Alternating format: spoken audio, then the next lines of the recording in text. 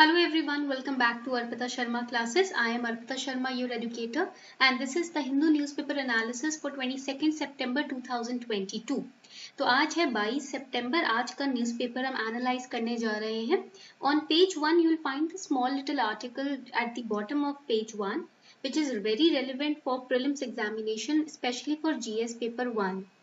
A century later, Nizam's sword set to return to India. So basically it's this snake-like structure. It's a sword. ये एक तलवार है.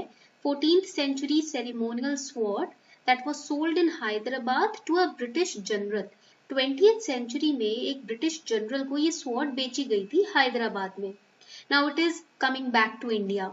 This sword is among the 7 objects being repatriated by Glasgow Life, which manages the Glasgow's museums. Okay, तो यहाँ पर कहते हैं it is said that this basically the document for the sword says that it was purchased from महाराजा किशन परिषद.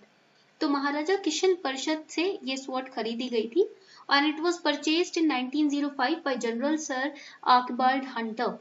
He was the commander in chief and he is involved with the Boer War. तो यहाँ पर ये points important है पढ़ने. Who was General Sir Archibald Hunter? He was the senior most officer in the British Army and he is very well known for the Boer War. Now ये Boer War क्या था ये पढ़ना जरूरी है. It's a part of your history. Great Britain captured Egypt. Okay. And that part of Egypt was captured by Great Britain, which is now a part of South Africa. पहले ये part Egypt में था, अब ये South Africa है, ठीक है. तो इसको ना क्या किया था, Great Britain ने conquer कर लिया था. And then the colonies were set up. But against the colonies, the colonial uprising started. South Africa में जो अब इजिप्ट जो पहले उस वक्त इजिप्ट का पार्ट था अब तो साउथ अफ्रीका हो गया है. So colonies वहाँ पर स्टैब्लिश की गई and because of the atrocities of the Britishers, the uprising started. And the uprisings resulted in the first and the second Boer Wars. First war which was conducted in 1880 to 81. Second war was conducted in 1899 to 1902. ये जो first Boer War था ना, what happened here that the Dutch, they were the very first Europeans to settle in South Africa. This is again important for your prelims examination. सबसे पहले Europeans जो कि south Africa में जाकर settle हुए थे वो कौन थे? डच थे. 1652 में they settled down over there and they started their first colony at the Cape Town. And this colony basically came to be known as the Boer Society. Boer is a term which is used to denote a farmer in Africa. Africa में ना जो किसान होते हैं उनको bore बोलते हैं. तो ये यहाँ पर केप टाउन में जब पहली कॉलोनी डच की बनी तो वहां पर एक बोर सोसाइटी उभर कर आई, फार्मर्स की सोसाइटी. एंड बाय 1815 ब्रिटिश ने कॉन्कर कर लिया था. So British acquired the Cape Town, right? And the pressure of their new colonial masters led the Boers to start an uprising. First they were Dutch, then Britishers आ गए and Britishers were again very atrocious. बहुत ज़्यादा atrocities उन्होंने bore colony पे करी. ठीक है, तो इससे क्या होता है यहाँ पर आप देखेंगे कि जो बोर्स है यानी कि जो फार्मर्स हैं उन्होंने ना अपराइजिंग स्टार्ट कर दी. They were not happy with this continuous colonial uprising, colonies and atrocities. Now this atrocity basically irked and disturbed the southern African kingdoms of Orange Free State, which is in Transvaal in South Africa.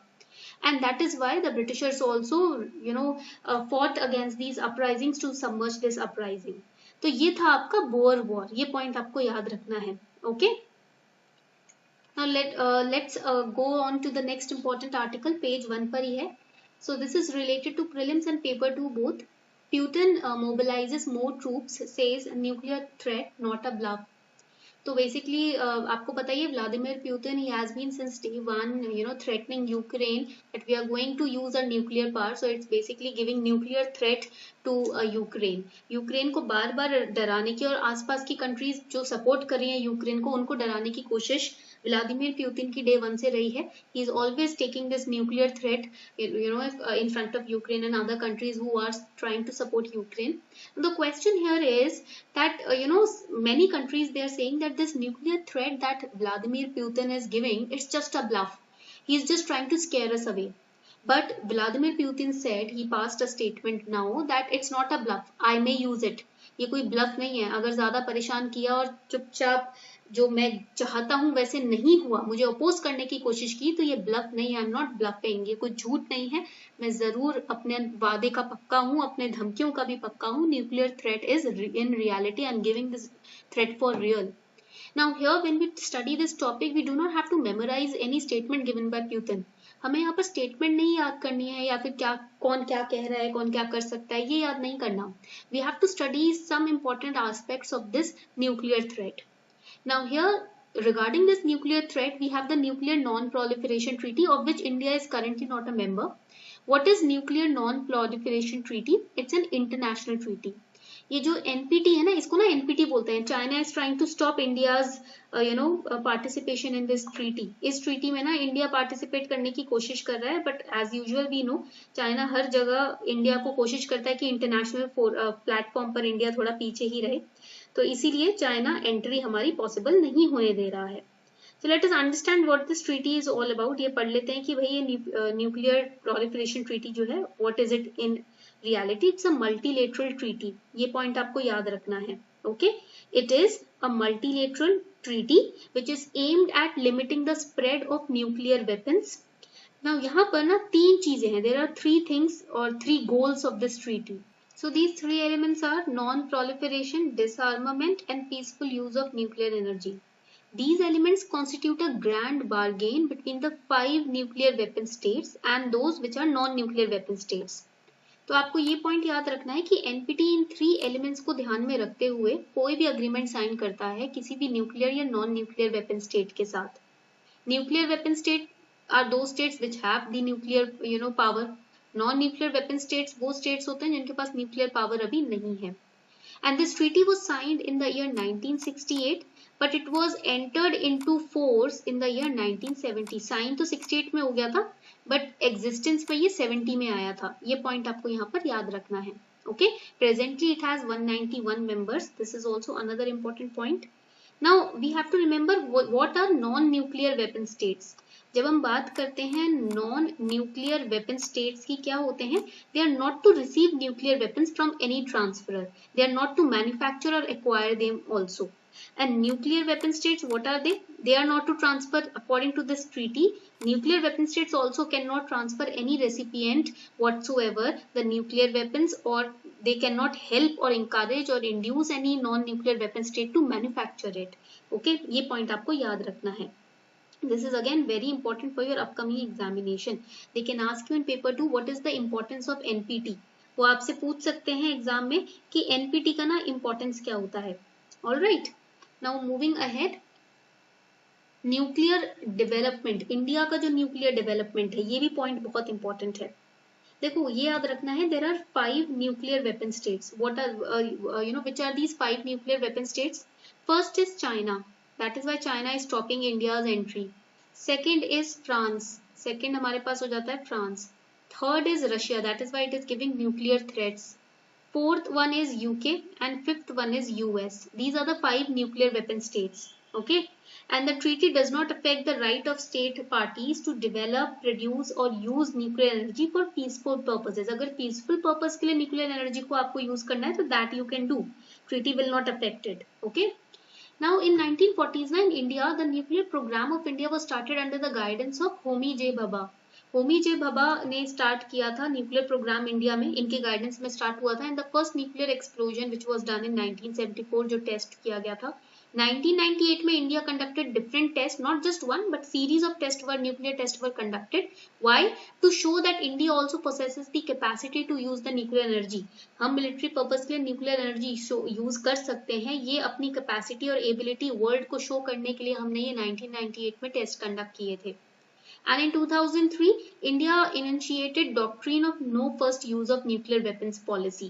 इसको Jan 2003 में India ने start किया था इस policy को, कि basically this policy says that nuclear weapons will only be used in retaliation. मतलब if somebody attacks nuclear, does the nuclear attacks on Indian territory or on Indian forces, then we will retaliate.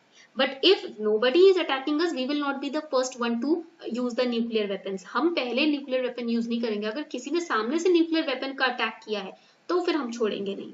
ठीक है, that is the no first use of nuclear weapon doctrine.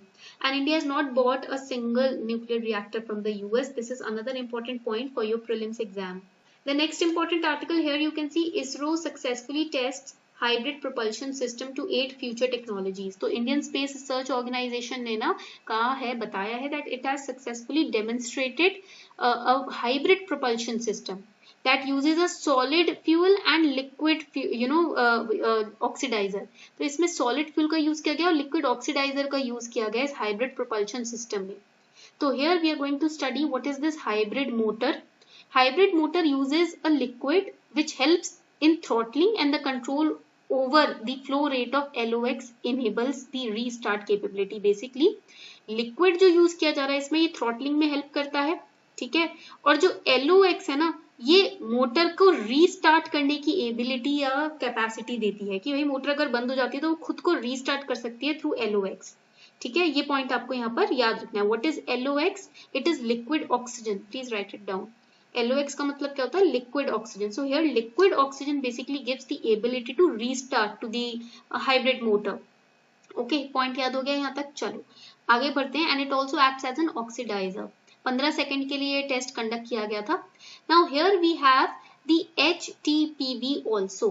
HTPB क्या हो जाएगा? Here you can see it is hydroxyl terminated polybutadiene. Okay, so this particular component and LOX liquid oxygen they are green and it is safer to handle. Okay, ये point आपको याद रखना है hybrid motor के बारे में। The next important article, with 19,500 crore PLI plan, sun shines on solar cell units. What is PLI? ये PLI schemes क्या होती हैं? PLI basically is conceived to scale up the domestic manufacturing capability। इसमें ना कुछ सब्सिडीज दी जाती हैं। The PLI schemes, the production linked incentives। Okay, what is PLI? Production linked incentives। Production से रिलेटेड incentives दिए जाते हैं, सब्सिडीज दी जाती हैं। So this solar power scheme is also PLI enabled। That means here also government has provided subsidies to the manufacturers and the producers। Okay, ताकि so that the employment generation can be increased and the production can be increased, the imports and exports can be increased। Now इसमें आप देखोगे logistics policy के बारे में बात की गई है। What is logistics? Logistics basically encompasses planning, coordinating, storing, moving resources, people, raw materials, inventory, equipment from one location to another. ये जो ट्रांसपोर्टेशन होता है ना कि एक जगह से आप रिसोर्सेज को मूव करके दूसरी जगह लेकर जा रहे हो या लोगों को दूसरी जगह ट्रांसफर कर रहे हो for the purpose of production and distribution, that is called logistics. Then there is a national logistics policy of 2022 also, which focuses on digitizing the process of doing logistics। logistics के process को digitize करना, multimodal transport में help करना, re-engineering करना इस पूरे infrastructure को, logistic infrastructure को, that will be a part of national logistic policy। The goal is to cut the logistic cost by half। मतलब जो भी खर्चा आता है logistics में उसको आधा कट कर देना by 2030। तो ये है इसका गोल। ठीक है, जो भी यहाँ पर एक्सपेंसेस होते हैं उस एक्सपेंसेस को डाउन करना। ठीक है, तो इसमें डिजिटाइजेशन का बहुत इंपॉर्टेंट रोल है, ये पॉइंट आपको याद रखना है।